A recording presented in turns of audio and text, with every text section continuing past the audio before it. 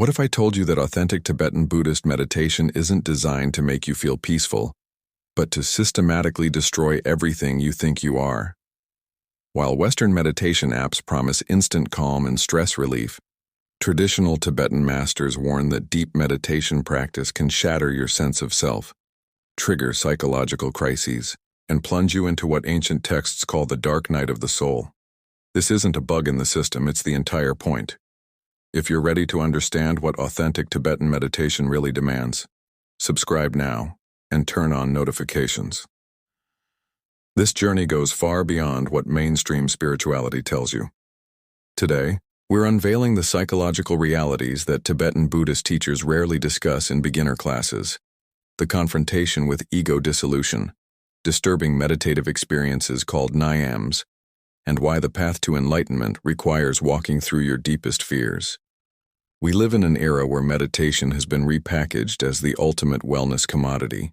Open any app store and you'll find dozens of platforms promising stress reduction in 10 minutes, better sleep in 5 days, increased productivity by next week. Corporate offices now feature meditation rooms. Silicon Valley executives swear by mindfulness for optimizing performance.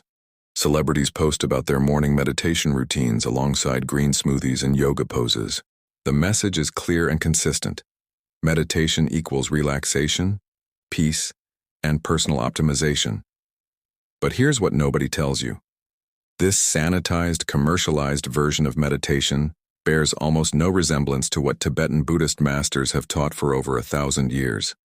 The meditation described in the Kangyur and Tengyur, the vast canonical collections containing over 1,000 works translated from Sanskrit, isn't about feeling good. It's about confronting the fundamental illusion of your existence. Traditional Tibetan meditation practice, as transmitted through lineages spanning centuries, serves a singular, uncompromising purpose: the complete deconstruction of the self you believe yourself to be. When Shantideva wrote the Bodhisattva Charyavatara in the 8th century, describing the path of the Bodhisattva, he wasn't outlining a relaxation technique. He was detailing a systematic method for cultivating bodhicitta, the mind of enlightenment that sees through the illusion of a separate, permanent self. When Tsongkhapa synthesized Buddhist epistemology and logic in the 14th century, creating the sophisticated philosophical framework that underpins Gelug practice, he established that conventional existence itself requires validation by functional, non-impaired consciousness. In other words, what you think of as your solid, unchanging self is merely a convenient designation, not an ultimate reality. This radical divergence between modern Western meditation and traditional Tibetan practice didn't happen by accident. It represents a fundamental misunderstanding, or perhaps a deliberate sanitization, of what meditation actually accomplishes. The West imported meditation practices in the 1960s and 70s, but filtered them through cultural assumptions about self-improvement, therapeutic benefit, and personal development. What emerged was meditation as self-help tool, as stress management technique, as productivity hack. What got left behind was the uncomfortable truth that authentic meditation isn't about improving yourself. It's about realizing you never had a self to improve in the first place. Chogyam Trungpa Rinpoche, one of the first Tibetan masters to teach extensively in the West, coined the term spiritual materialism to describe exactly this phenomenon. He observed Western students approaching meditation the same way they approached everything else, as consumers seeking to acquire something, in this case spiritual accomplishments, peak experiences, or an improved version of themselves. But Trungpa warned that this approach fundamentally misses the point. You cannot use meditation to build a better ego, because the entire purpose of meditation is to see through the ego's illusion. His Holiness the Dalai Lama has repeatedly cautioned students about attempting advanced Vajrayana practices without proper foundation and guidance. These warnings aren't about gatekeeping or mystical secrecy. They're about psychological safety. Because when you engage with authentic Tibetan meditation at depth, you're not signing up for relaxation. You're initiating a controlled demolition of your conceptual reality. This brings us to a term that rarely appears in mainstream meditation discourse, but sits at the heart of genuine Tibetan practice: Nyams. In Tibetan Buddhist meditation, Nyams refers to transient meditative experiences that arise during practice, experiences that can be profoundly unsettling, disturbing, even terrifying. These aren't gentle insights accompanied by warm feelings of interconnection. Nyams can include intense sensations of physical disintegration, overwhelming fear without apparent cause, visual or auditory phenomena that seem completely real, loss of boundary between self and environment, and existential dread so profound it can feel like dying while remaining conscious. For practitioners moving through Dzogchen or Mahamudra training, the highest teachings within Tibetan Buddhism focusing on direct recognition of mind's nature, Nyams are not aberrations to be avoided. They're expected signposts on the path. The distinction traditional teachers make is crucial. Nyams are temporary experiences arising from meditation practice, whereas Rigpa, the Dzogchen term for pristine awareness, represents genuine insight into the nature of mind. A practitioner might experience terrifying visions, physical sensations of burning or freezing, conviction that their body is dissolving, or complete loss of conventional reference points. These Nyams indicate that meditation is working, that the solid-seeming structure of conventional perception is beginning to crack. But without proper guidance, practitioners can mistake Nyams for psychological breakdown or interpret them as signs they're doing something wrong. In reality, they're doing something right. The practice is accomplishing exactly what it's designed to do, revealing that the stable, continuous self you've believed in your entire life is a constructed fiction. If this sounds extreme or exaggerated, consider the scientific evidence emerging from contemporary research on meditation's effects. Recent studies published in 2025 reveal that Buddhist meditation promotes flexible restructuring of brain neural pathways, leading to more stable attention, better emotional control, and increased meta-awareness. But these same studies document what researchers call meditation-related adverse effects. A significant percentage of practitioners, particularly those engaging in intensive retreat practice, report challenging psychological experiences, including anxiety, depression, disorientation, and what researchers describe as changes in sense of self. Far from being rare or indicating improper practice, these effects appear to be a natural consequence of meditation that goes beyond surface-level relaxation techniques. Neuroscientific research from 2020 investigating brain-heart interactions in traditional Tibetan Buddhist meditation practitioners found that meditation induces reorganization of cardiac-influenced neuronal activity and underlying spatiotemporal brain networks. What this means in practical terms is that intensive meditation doesn't just calm you down. It fundamentally rewires how your brain processes information about self and world. Advanced practitioners show distinctive brain activation and connectivity patterns, especially in self-referential, attentional, and emotion regulation networks. Your brain is literally restructuring its understanding of what and where you are. That process feels destabilizing, because it is destabilizing. The stable sense of being a located observer behind your eyes, processing experiences that happen to you, that sense is a neurological construct. Deep meditation reveals its constructed nature by temporarily dismantling it. This is why the phenomenon researchers call the dark night of the soul isn't a poetic metaphor in Tibetan Buddhist practice. It's a documented stage that serious practitioners frequently encounter. The term originally comes from the Christian mystical tradition, specifically St. John of the Cross, but Buddhist contemplatives have described essentially identical experiences for centuries. It manifests as a period of profound spiritual and psychological crisis where previous sources of meaning collapse, the sense of making progress vanishes, and practitioners feel trapped in a state of emptiness that lacks the blissful qualities they expected enlightenment to provide.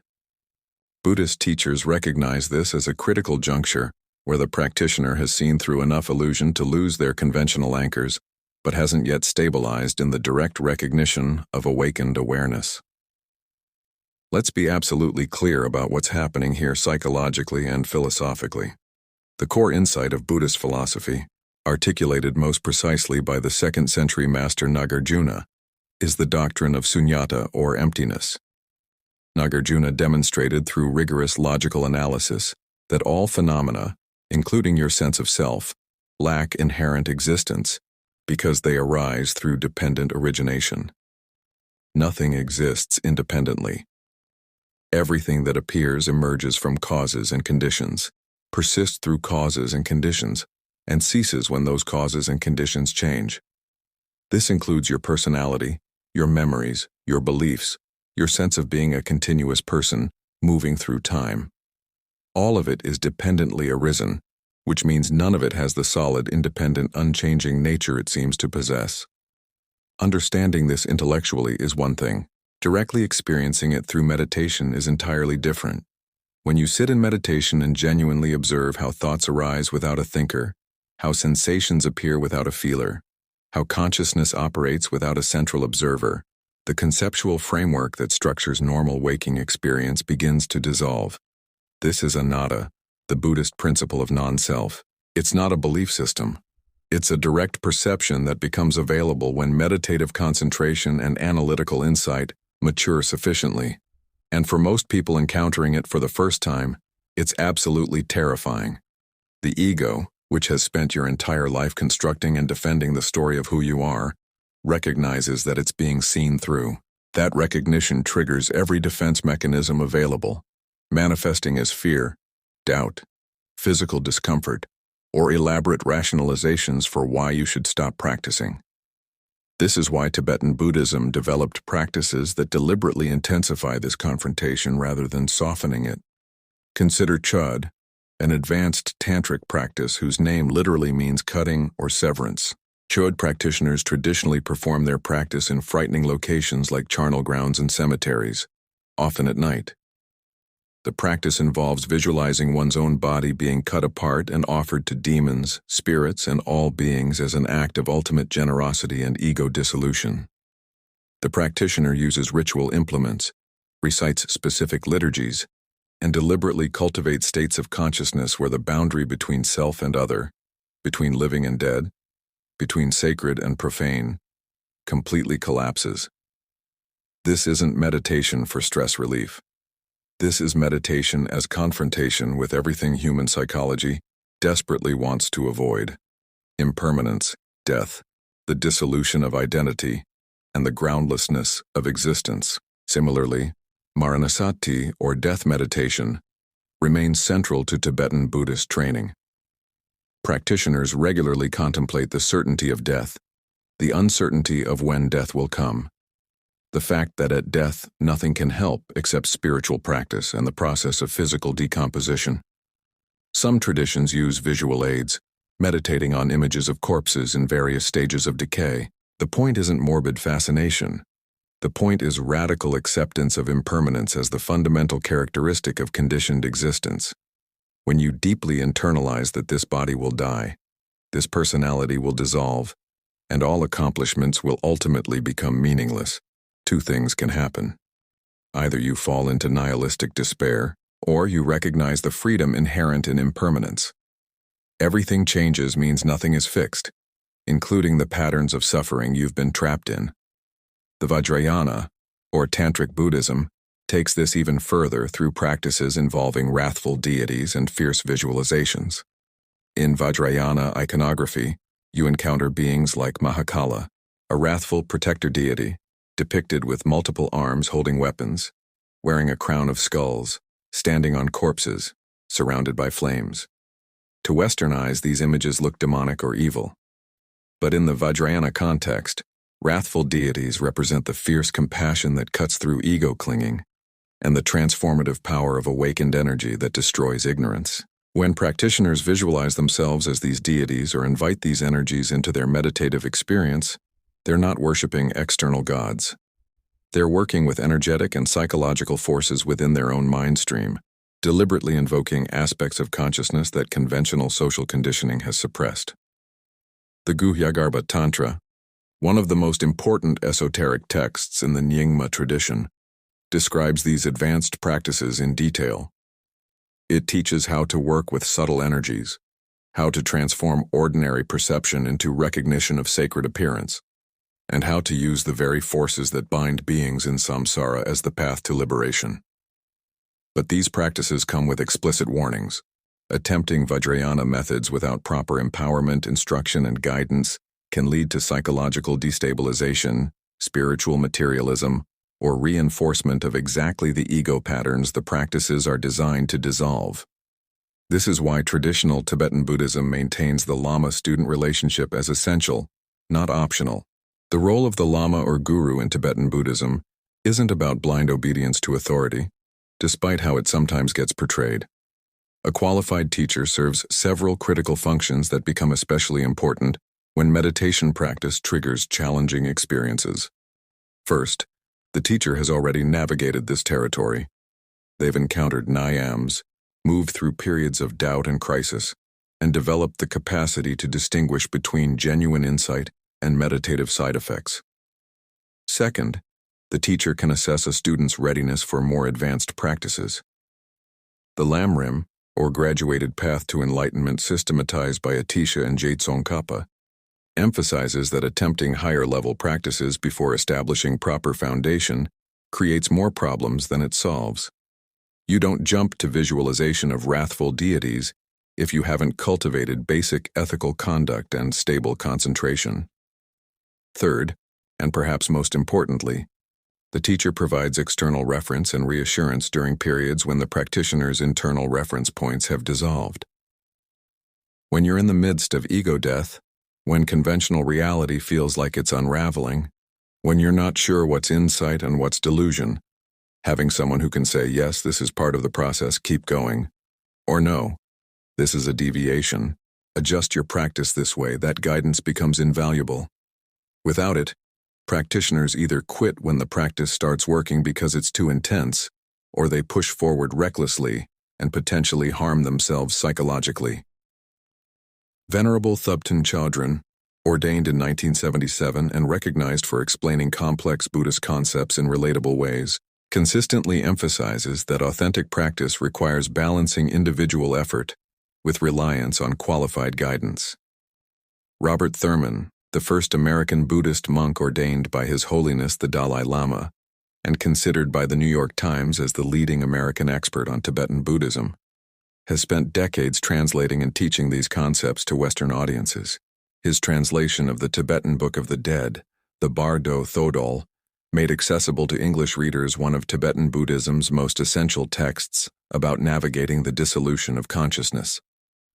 The Bardo Thodol doesn't just describe what happens after physical death. It maps the dissolution of conceptual frameworks, the bardos or intermediate states that occur whenever one state of consciousness transitions to another. Deep meditation deliberately induces these bardos while you're still alive and able to work with them consciously. That's the dark truth nobody mentions in beginner meditation classes. You're practicing how to die consciously by voluntarily loosening your grip on the sense of being a solid, continuous self. So where does this leave us? Should everyone avoid authentic Tibetan meditation and stick with apps that promise calm? Not at all. But we need radical honesty about what we're actually doing when we meditate and why. If your goal is stress management, better sleep, or increased focus for work performance, then yes, modern mindfulness techniques designed for those purposes are appropriate and effective. There's nothing wrong with that. Those are legitimate uses of meditation-derived techniques, even if they're not the complete traditional practice. But if your goal is spiritual transformation, if you're genuinely interested in what Tibetan Buddhism offers at its depth, then you need to approach it with open eyes and realistic expectations. Authentic Tibetan Buddhist meditation isn't a quick fix. It's not 10 minutes a day to a better you. It's a comprehensive path that includes ethical conduct, study of philosophy and psychology, cultivation of compassion and wisdom, and only then, intensive meditative training. It requires community, guidance, and often years of preparation before the more advanced practices become accessible. And even with all that preparation, it will challenge everything you believe about yourself and reality. It will bring you face to face with impermanence, with the constructed nature of identity, with the groundlessness that conventional life tries so hard to avoid confronting. That confrontation is difficult. Sometimes it's overwhelming, but according to the tradition, it's also the only way to genuine liberation from suffering. The benefits are real, but they're not the benefits modern wellness culture advertises. You might not become more productive or successful in conventional terms. You might actually become less attached to conventional markers of success, but you may develop a quality of awareness that's stable regardless of circumstances. You may discover a compassion that extends beyond personal preferences and tribal loyalties. You may find a freedom that doesn't depend on arranging external conditions in any particular way, and you may realize that the self you've been trying to improve, defend, and advance your entire life is itself the source of most suffering, precisely because it's trying to permanentize something that's inherently impermanent. If this sounds paradoxical, good. Paradox sits at the heart of Buddhist insight. You need to make effort to realize effortlessness. You need to use conceptual thinking to see beyond concepts. You need to work with the self to realize non-self. These aren't intellectual puzzles to be solved logically. They're experiential territories to be explored through disciplined practice over time. The dark truth about Tibetan Buddhist meditation is that it demands everything, offers no guarantees, and promises only that you'll lose every comforting illusion you've ever held about who and what you are. For most people, that's not an appealing sales pitch. But for those genuinely committed to understanding the nature of mind and reality, for those willing to walk through fear rather than around it, Tibetan Buddhism offers a path tested and refined over more than 1,000 years. The dark truth about Tibetan Buddhist meditation isn't that it's dangerous. It's that it's real.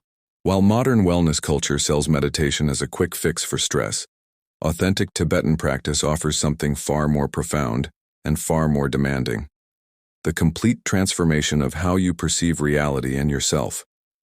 After learning this, how does your view of meditation change? Have you experienced any of these challenging aspects? Share your truth in the comments below. If you're committed to understanding authentic spiritual practice beyond surface-level trends, subscribe to this channel. We dive deep into the teachings that transform lives.